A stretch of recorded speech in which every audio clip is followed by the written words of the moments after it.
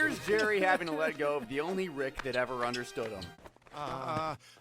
Wait, what? All right, come on, Jerry. And here's Rick nearly taking a heartbreak really fracking terribly.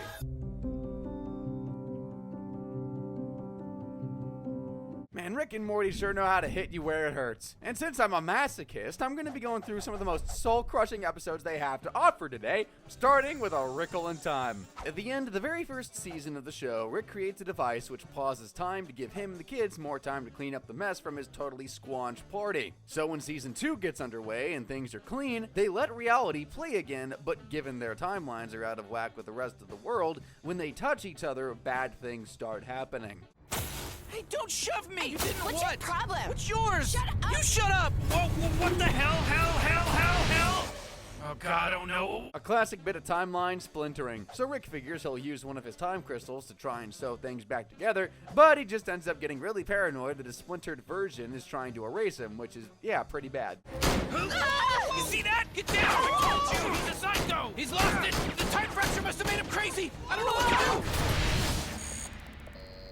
Oh God, now there's 3 of them! We're outnumbered! Time being torn apart at this rate will make serious waves in, say, the 4th dimension, and you don't want to mess with those guys. Oh, see, you broke time, and you thought you could just stick it back together with this? How you think you're gonna move time while you're standing in it, you dumbass 3-dimensional monkey-ass dummies? The funky-looking 4th dimensional being then shows them a better way to fix their time with 3 collars that'll fuse together all their timelines. Put the damn collars on if you want to live. We're on right now. All right, fine.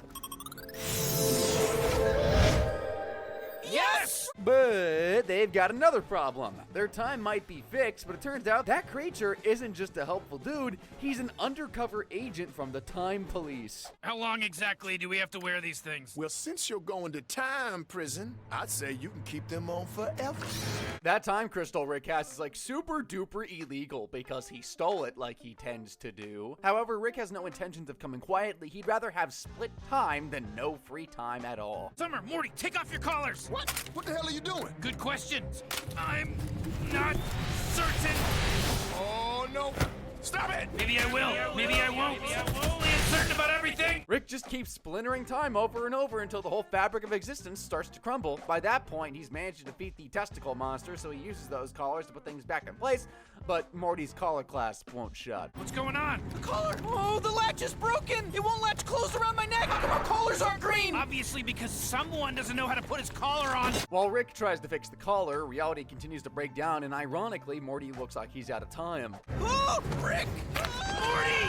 Well, I'm sorry. I'm not the one who's so uncertain about everything. I've really made up my mind about this. I never want to see you again. You killed us. So what does Rick do? Replace Morty with some genetic material he's got in the garage, go to another universe where this stuff doesn't happen? No, he just sacrifices himself for his grandson. Rick! Oh! Morty, where's your collar? I'll fix it. I dropped it. What the hell? What have you done to me, Morty? With no collar to fix and no one to save him, it looks like this is the end for Sanchez. I'm okay with this. Be good, Morty. Be better than me. Surely he's not gonna go out like this, though. Holy the other collar! I'm not okay with this! I am not okay with it! I gotta fix this thing. Please, God in heaven. Please, God, oh Lord, hear my prayer. Yes! You, God, not today! Yes, I did it! And just like that, time goes back to normal, everyone is certain, and Rick is certainly alive. But I won't forget that when it really mattered, Rick stood up for his grandson, sacrificed himself, and swallowed his own death. Things got pretty desperate there for him, but it's certainly not the saddest moment in the show. It is 100% unexpected, though. And whilst on the topic of the unexpected, of all the places you'd expect to find a heartfelt moment in Rick and Morty, you wouldn't think it'd be in one of the Interdimensional Cable episodes. But here we are, and it's from the very first time we get a glimpse at Alien TV. You know, where we see Jerry being super famous. It's a pleasure to have you. The pleasure's all mine. Letterman from a timeline where Jerry's famous. No, the other thing. Go back. Rick isn't too hot on the idea of watching different versions of the family on TV, but seeing as Jerry, Beth, and Summer are, he creates a fancy helmet that lets them tune into any of their alternate realities at will. I'm performing surgery on a human. You always wanted to be a real surgeon. I am a real surgeon. Yeah. So we know other versions of Beth and Jerry get to live out their wildest dreams, but why haven't the real ones managed it? Well, in short, Because of Summer. I don't see anything. If your father and I achieved our dreams, there's a chance you weren't even born. That came out wrong. Ouch! Just what every child wants to hear. Summer spends the rest of the episode pretty much cycling through alternate realities where her parents lead increasingly more boring lives with her in it, and when you compare that to the lives they live without her... You're my best friend, Jerry Smith. Oh, I love doing cocaine with you, Johnny Depp. Ugh, haven't we spent enough time on you? I'm performing surgery, but not on a horse, on a human. But Beth's got something else up her sleeve to really rub salt in Summer's wound. Thought about getting an abortion? Everyone thinks about it. I'm the version of me that didn't do it. Yeah, you're welcome. Real treat to be raised by parents that force themselves to be together instead of being happy. Hey, you've gotta hand it to Summer. She stands her ground. But it looks like her mom and dad have pushed her too far. I'm leaving. You can't leave. You're 17. Yeah, I'm gonna have better judgment than you guys had at my age. Morty notices that her sister is pretty upset, so goes to check up on her and finds that she's packing her bags. But before she can fully hit the road, he hits her with this. That out there? That's my grave. On one of our adventures, we destroyed the whole world. We bailed on that reality, and we came to this one. Yeah, back in Rick Potion number 9, Rick and Morty travel to the universe where Earth hasn't been destroyed by Cronenberg monsters, but that universe's version of Rick and Morty ended up dying. Every morning, Summer, I eat breakfast 20 yards away from my own corpse. I mean, yeah, he really isn't kidding. I'm a version of your brother you can trust. Nobody exists on purpose. Nobody belongs anywhere. Everybody's gonna die. And Morty's not even done with his emotional bombshell. Oh, hey, Morty, you just missed a preview for your dad's Citizen Kane. Doesn't matter. If your mother and I had to split custody, who would you guys choose? Doesn't matter. This is where we first see Morty mirror Rick with his nihilism here, but it's more than just being real. He's using the cold hard truth as a way to comfort his sister, and while it might sound cold, it really shows you just how much he cares for her, really. Which is pretty heartfelt in my book. Next, I'd like to look at the time a bit of pasta resulted in one of the most depressing sequences in the show's history. Now, you wouldn't usually associate sadness with dinner time unless your mom had cooked you something diabolical like liver and onions. But don't worry, there's none of that stuff on the menu in the Smith household. They've got something far tastier. Who's ready for Rick's famous spaghetti? Oh my God, Rick, it's like it's better every time. The family can't wait to chow down on the bologna goodness. I mean, look at them. This noodle is so A little spicy, a little sweet, a little spicy. Geez, guys, no one's gonna take it off you. You'll choke at that rate. As good as that stuff looks, it is Rick's recipe, so the big question is, how does he make it? Rick, I gotta know, like, what's the secret ingredient? God, no, why is it always with you? Of course, it's a person, Rick. Nothing like the spicy sweet entrails of another human, right guys? It's not as bad as it sounds, because the spaghetti corpse isn't actually human, it's from a humanoid alien race. So it's bad, but it's not like... Okay, it's pretty bad. The reason for their spaghetti insides is arguably even worse though. When they're alive, they're like you and me, all blood and bones, but if they commit... they turn into sacks of deliciousness. Murdered. Car crash. Oh, Rick, what is that smell? You know goddamn well what it is, baby. Get in here. Come on, Morty. Choo-choo plane. Gross. Come on. Oh, God damn. Unlike his grandpa, Morty feels bad about eating the remains of people who died sooner than they should have, so he immediately asks to pay his respects to the guy they ate at dinner by going to his funeral. After Lawrence died, we, ate him.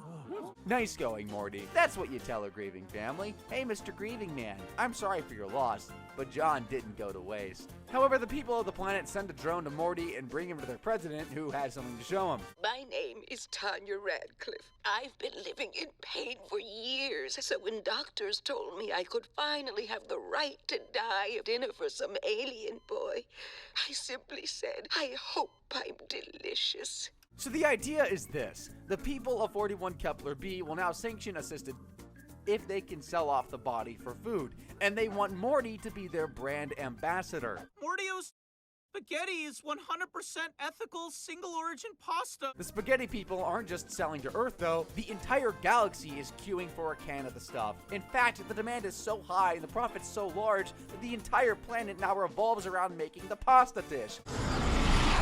This is Spaghetti Planet? What happened? You happened. Jeez, oh no! See that? They call that bridge the most scenic jump. They melted them down for giant spaghetti strainers. Basically, it's the most depressing planet in the world now, and with most of the population packaged as tasty pasta, they've resorted to this.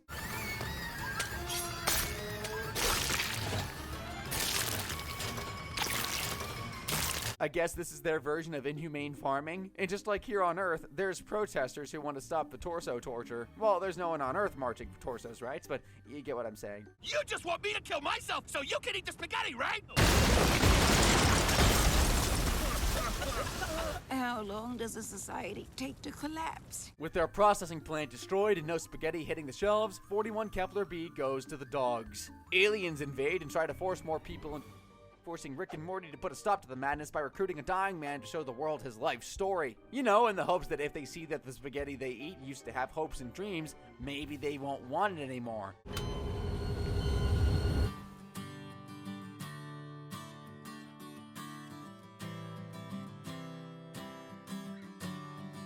We see it all from the good how your garden grows, 'cause I just wanna lately. Did you to the bad. Did you ever feel the pain to the bone? And then this lovely moment where his life's dreams of being an architect comes true, but in the most surprising way.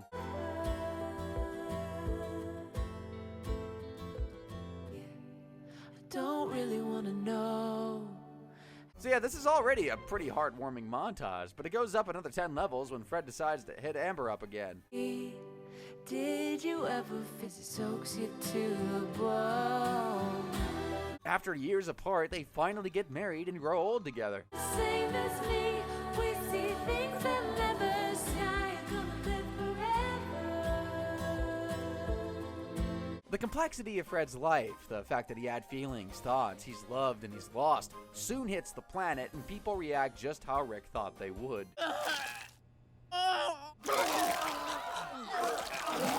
And that puts an end to the spaghetti obsession. There's a lot to unpack here. I promised you guys the unexpected, and going from eating the dead to a montage showing someone's life flash before their eyes sure is unexpected. Honestly, go and watch the whole montage yourself when you have the chance. To see someone grow up, make mistakes, have their heart broken, and somehow get back up and keep fighting until they win?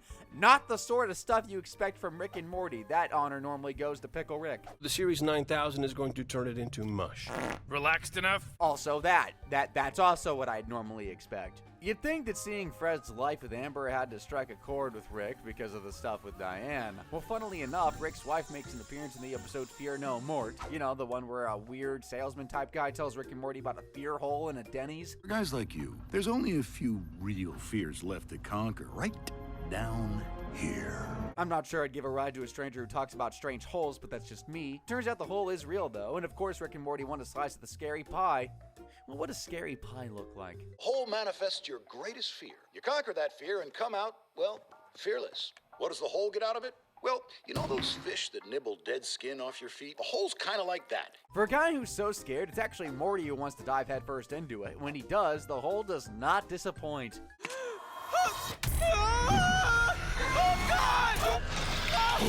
Still will I stop you with magic! Rick dives in after him and drags Morty home before things get too deep. After all, it's not real. But when they get back to their place, they find something weirder than the hole. What the hell? Bomb almost killed her. Rick? No. Oh my God, no! No! The love of Rick's life is finally back. Maybe they can rekindle things, or Rick can work through his trauma.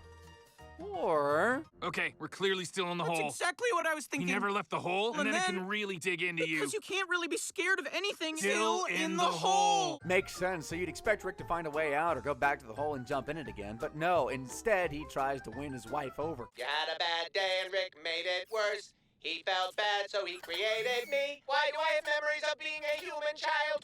God damn it. Hey, I didn't say he was good at it. Rick's theory is that you've got to play into the hole. Resisting it causes the experience to break down, or in other words, he just wants to spend time with his wife. I always wished I knew what they were saying. Your master's thesis. When did you read that? After you were gone. Can you blame him, though? The whole reason he's the way he is because of what happened to Diane. For those of you who don't know, she died when Beth was a kid. So this is him effectively erasing his regrets, and as weird as it is, it's pretty sweet. Oh, when did you stop being a lightweight? Kept looking for my wife at the bottom of a bottle. This is a side of Rick we rarely see, but will he snap from his trance, or will he continue to fall for the trick? Seems like losing me made you cooler. I should die more often. You died everywhere. You're the only thing I can't replace. Okay, Okay, Mr. Weepy. Falling for the trick it is. Having his wife back might be one thing, but staying in an artificial world supported by a hole is another, and it's starting to drain his life force. Okay, Rick. Whoa! You look sick. The hole is feeding on you. I thought it's supposed to eat my fear. Rick won't listen to Morty, who's clearly worried and wants out of the hole, so he figures that the only thing he can do is let the hole feed on him too, so it messes with Diane. True. Diane! Diane. Hey, stay with me. Diane? Rick? Morty's greatest fear is apparently embarrassing himself in public, so he signs himself up for the school play and performs it nude. When Rick realizes that he's doing it to save him, he realizes he's got to join in and let go of Diane. I don't want to, Diane. I think my greatest fear is letting you go. Keep that fear. If you don't, you'll kill me. Again. But I don't have to kill Morty too. So like a good grandpa, Rick gets up on stage with Morty, and bang, they're back in the Denny's bathroom. We did it! We conquered our fears! Remember The Hole Salesman? Not a great title, by the way. Well, he said earlier that when you leave the hole, you leave fearless. Guess what? They're both still afraid of stuff, which means they're still in the hole. Well, I am definitely afraid of you ever knowing anything before me, so... God damn it! Is this gonna be a whole thing? They continue to have these little I'm out of the hole, no I'm not sequences until Morty has this realization.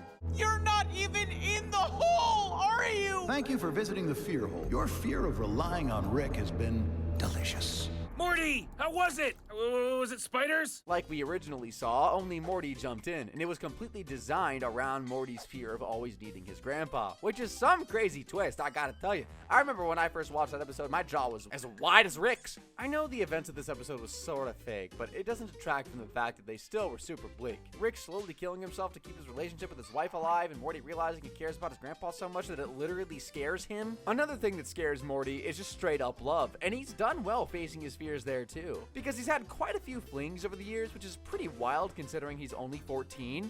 That aside though, along with his impressive count, there's also the fact that most of them end brutally. One of those brutal endings comes in the episode A Rick Convenient Mort, where Morty has a crush on a supergirl named Planetina. Conservationist super person. There's only one solution for Earth's pollution. Oh, sorry, she's not a supergirl, she's The sentient amalgam of natural elements, so I don't believe age applies to her. My bad, guys. How could I forget that? Morty's clearly got the hots for her anyway, so he decides to show up at a forest fire and act like he's saving a rabbit to try and impress her. What are you doing here? Oh, hey, you're here too. Yeah, I heard about the wildfire back home, and here you go, fella. All safe now. Rabbits. Man, I gotta put that one in my playbook because it looks like it's working. The pair swap numbers, start hitting it off over text. Come back like it was. Surprise! She's a bit of an eager beaver, isn't she? I guess it's like Romeo and Juliet if Juliet was the one appearing outside of Romeo's window, and if Juliet was a sentient amalgam of natural elements. Anyways, things blossom between the pair, and Morty couldn't be happier, so he asks Planetina to meet his mom and dad. My son is 14. You were a teenager when Dad got you pregnant. I was 17. That's at least 26 in boy years. When you're a teenager, love is fleeting at best. It's a hard one, because Morty would be 26 right now, seeing as he's been 14 for 12 years. But I understand what Beth's saying, though she's going about it the wrong way. Morty does not listen to his mom, continues seeing his super girlfriend, but it's not long until he realizes Beth might have been right. Oh my God, no!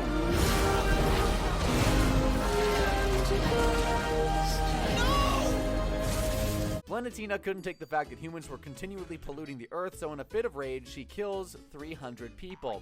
And we know Morty's a man of morals, that won't fly. But I love you. I can't love you. I just can't. Please understand. I'll go.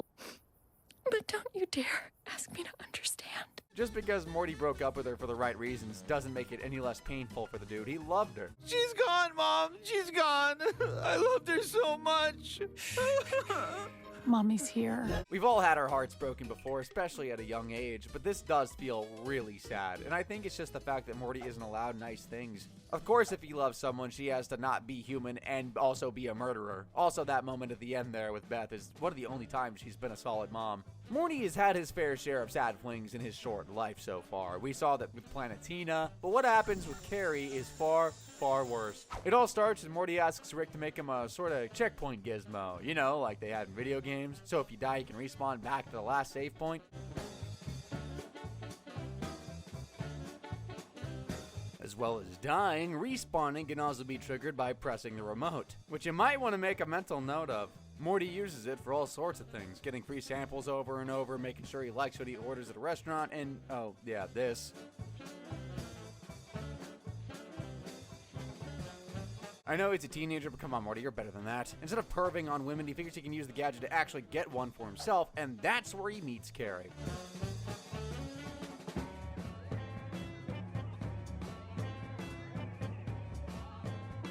But he doesn't need his resetting gizmo. Turns out Carrie's a sweet girl who likes Morty as he is, and boy do the sparks fly.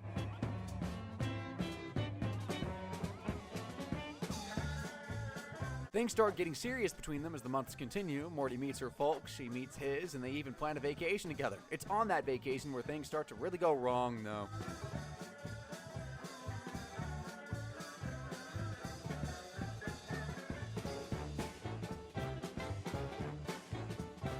I might have undersold just how wrong things went, with the plane crash landing and Morty's reset button being lost. They have no choice but to club together and wait to be found before they freeze to death.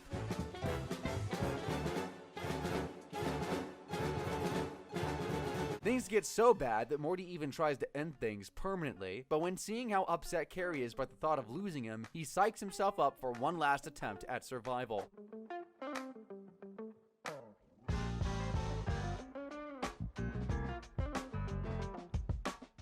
With that phone, he manages to signal for help and they arrive in the nick of time, saving not only him, but Carrie as well.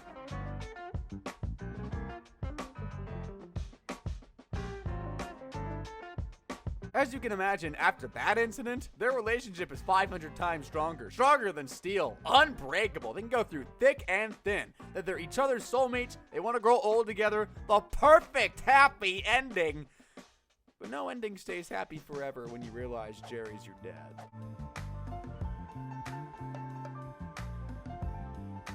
Yep, that happened. Just been blasted back to the time before he first met Carrie by opening the door for her. Obviously, she won't know who he is now. Poor Morty don't realize that.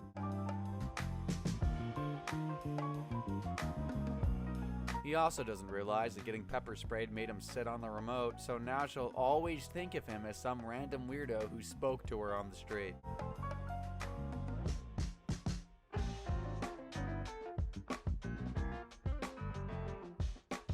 The little guy doesn't do so well in coping with his new reality, so he puts his respawning device to good use by using it to kill himself over and over and over again, like it's some twisted punishment for letting things with Carrie slip between his fingers.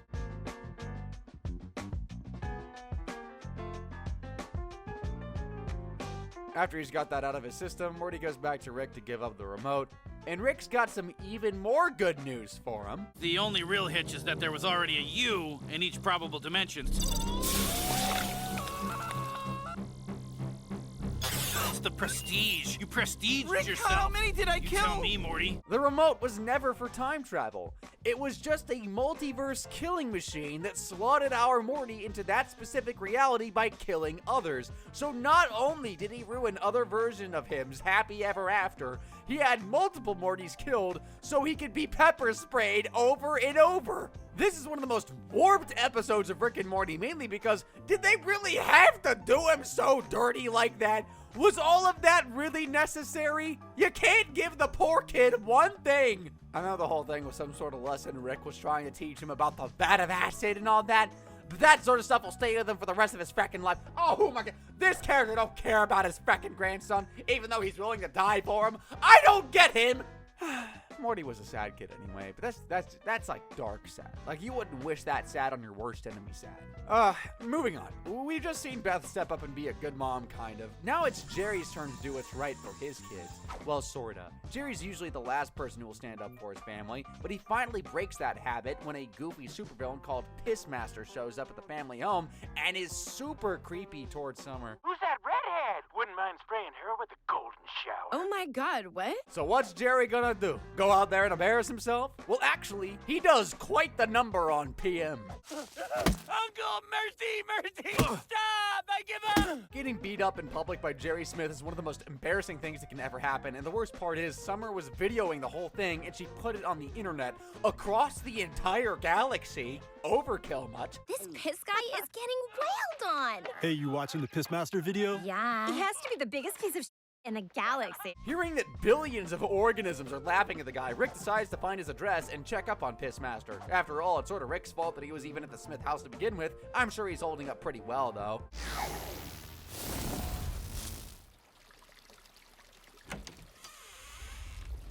God damn it. Oh, good heavens. Okay, got that one wrong on the money. Oh, wow. Poor guy ended his whole life because of the embarrassment. Rick even tries to bring him back to life, but he's too far gone, and then someone's at the door. Dad, Mom told me you weren't responding to her calls, and I'm worried, okay? Look, if you were to ever do something, I'd never stop blaming myself. Please let me know you're okay. You'd think that someone as uncaring and cold as Rick says he is, that he'd just open the door and tell the girl the truth, but instead, he does this. I'm okay, honey. We're good. I thought something happened to you. If anything happens to me, it's 100% not on you. It's You still sound like you're gonna do something bad. Just promise you won't, okay? promise. Realizing he's made a promise to an innocent girl that he can't really keep now, Rick goes back into PM's home to think and ends up finding his note. Well, this is it. I'm killing myself because of Jerry Smith. Seeing them all cheer as I got my ass whipped made me realize people just want to see me fail. All I've ever wanted to do is prove them wrong. Man, that cuts pretty deep. He might have been a weird supervillain, but he was clearly a hurt and damaged person who just wanted to make his kids proud of him. This gives Rick an idea. What if he became Pissmaster, did some heroic act, and faked his own death so it looked like the guy went out in a blaze of glory? Well, there happens to be a pretty big bomb threat in town, which is a perfect chance at redemption.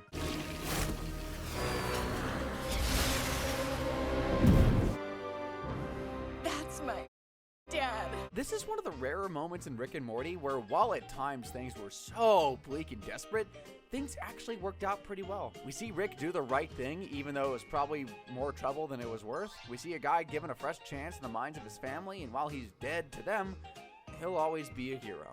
I know he was posing as someone else there, but Rick's also a fully fledged hero, in Morty's mind anyway. There's no doubt that the little guy looks up to his grandpa, so when he literally chooses crows over him, you'd understand why he'd be a bit annoyed. Good to see you. You're like looking like into crows. Oh, two crows. You remember Morty? Morty, two crows? But after the crows end up cheating on him and using him as a rebound, Rick decides maybe Morty is a safer bet as a teammate. I don't even get what you see in him. You're right. We should be enjoying the time we have together. Looks like my arch nemesis Crow Scare and my sidekicks planning adventures together. While the Crow saga has been unfolding, there's been some major developments in the Citadel of Ricks, with the evil Morty now overseeing everything, and he has one grand plan: to escape the central finite curve. Of course, our Rick and Morty needs to stop that from happening, but before they can fight back, they've got to get on the same page. No, I don't trust you. I don't want to do this anymore if I'm not going to get straight answers from you. God, you want to jump the shark? You want to know my stupid crybaby backstory? Knock yourself out. Yeah, we're going to see exactly what happened to Rick from the moment he lost Diane and Beth.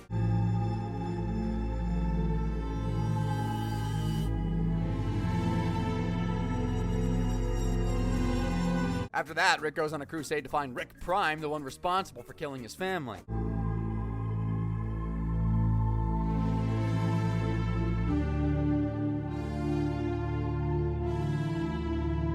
We see him age and become bitter as the distance between him and Rick Prime continues to grow.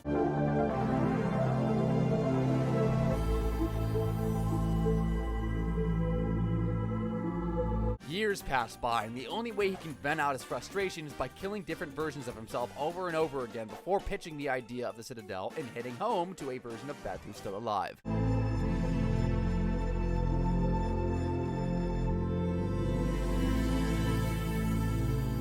It might be what he calls his crybaby backstory, but it's one of the most heartbreaking backstories in all of fiction. Like, it's impossible to imagine having that much taken away from you by yourself. And sure, you can universe jump and find a version of your family, but it's not really your family, it's someone else's. That younger version of Rick we just saw obviously exists in thousands of different timelines, but there's also a very specific version of him, Memory Rick, and in Hot Rick, he tries to invade our Rick's family, so of course, he gets turned into a memory prisoner. Relax, little guy. Chill out. You piece of You marooned me! The place where Memory Rick is being held is where our Rick keeps a pure memory version of Diane. It's kind of sad, but to think of it as like his little keepsake, something he uses to remember her by, sure, it's a little unethical, seeing as the memory is fully sentient, but after that montage we saw a minute ago, can you blame him?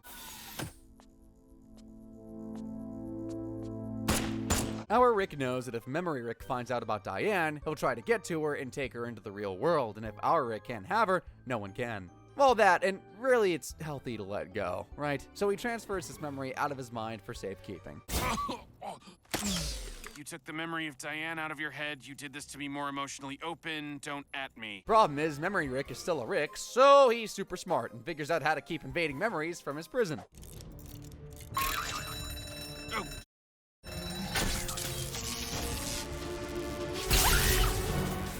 Now in Beth's memory, Memory Rick can invade his daughter's past and start changing how she views the world, and with that, her dad. Mom is trapped in a box in the sub-basement. I'm the only one who can save her. The older future Rick who locks her up is crafty. Our family will trust me? Yeah, if you don't act weird. Memory Rick continues training Beth up for the big day where he can use her to get to that locked away version of Diane, and today's the day.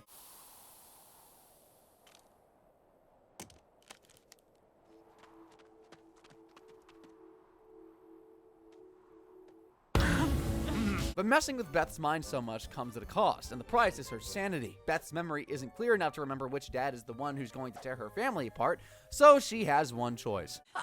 Beth, I just want it to end. I just want it to end. And obviously, the memory versions of her would rather she keeps herself alive than the guy who's caused all this, so they kidnap Memory, Rick, and Diane. See what you did?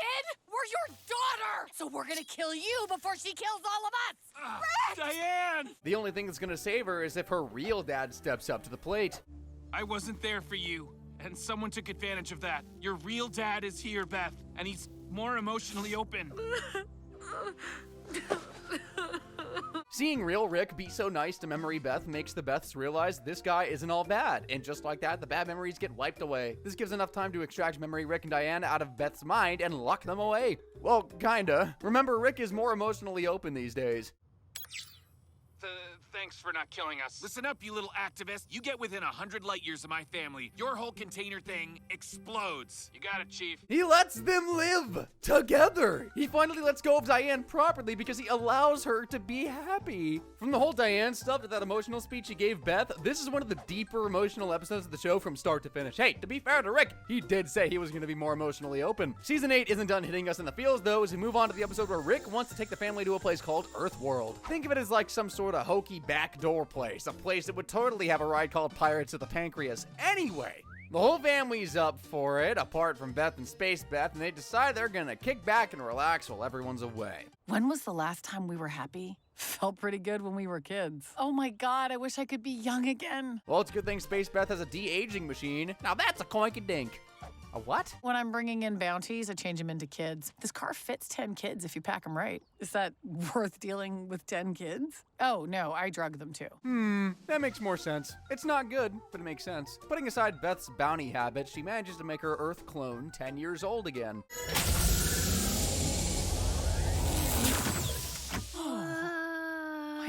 Then Space Beth decides she wants another chance at being a kid, so she switches Beth back to normal, makes herself young, but she's a little more naughty, and does this. All right, Beth. Surprise!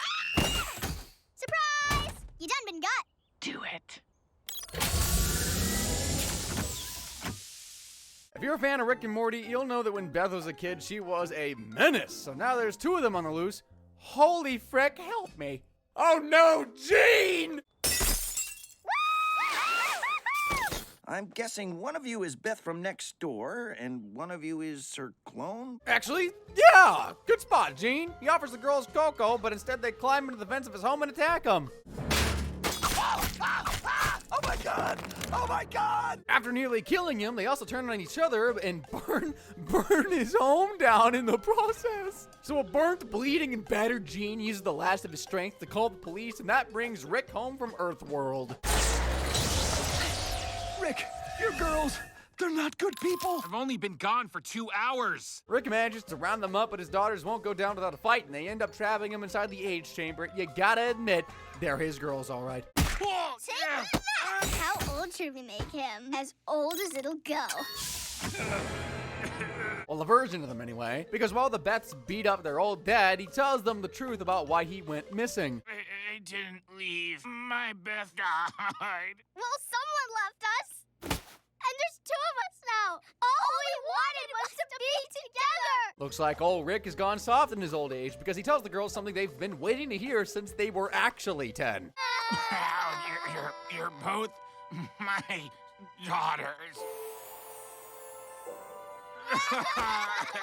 After all that healing, the girls re-age themselves and head on over to Jean's house to make things right.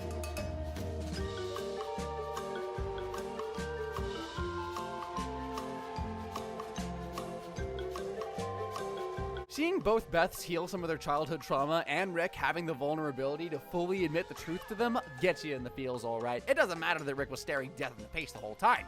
He had to make things right with the kids, clone or no clone. It's enough to bring a tear to a glass eye. As I'm sure you guys know, Rick's a pretty private guy. Heck, as we know, his own daughter didn't even know his whereabouts for a whole 20 frackin' years, but he's also private about his toilet habit. So to be blunt, he's a shy pooper. I feel that. When you got infinite resources and a mind as big as Rick's, you don't need to worry about doing your business in a public bathroom, no?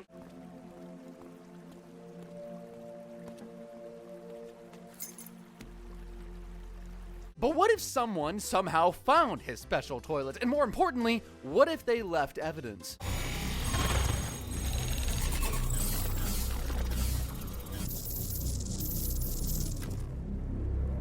Stick aside, there's also some pretty obvious evidence they left behind, if you guys are catching my drift. I don't know if it's cruel or disgusting, but Rick keeps a detailed log of all of his logs. So he finds one that doesn't match his, traces it down, examining it to find out who used his special toilet. I believe this is yours. You dropped that. I'll have to call you back. Where do you want to die? While Rick gets ready to kill this guy, he asks if he can get out a picture of his dead wife to hold as he dies, which immediately hits home with Rick, who suddenly starts to soften. Life has been hollow since I lost her. Using your toilet was nice, though. I'm a bit of a shy pooper. Against the odds, Rick relents and lets the guy live. But does he get the message? Nope. I thought about what you said and how much I needed to hear it. But then I thought about why you were saying it. You need the same thing I needed, Rick. You need someone to give you permission to live. I mean, this guy sees right through Rick, doesn't he? You want to take the one part of life that you truly think is yours, and you want to protect it from a universe that takes whatever it wants. It clearly took something from you. We can spend our lives fighting that, or we can choose to be free. After this, Rick kind of gets a soft spot for Tony, but when he goes to his work to let him know he can actually use the toilet, he finds out the bad news. Tony died. Excuse me?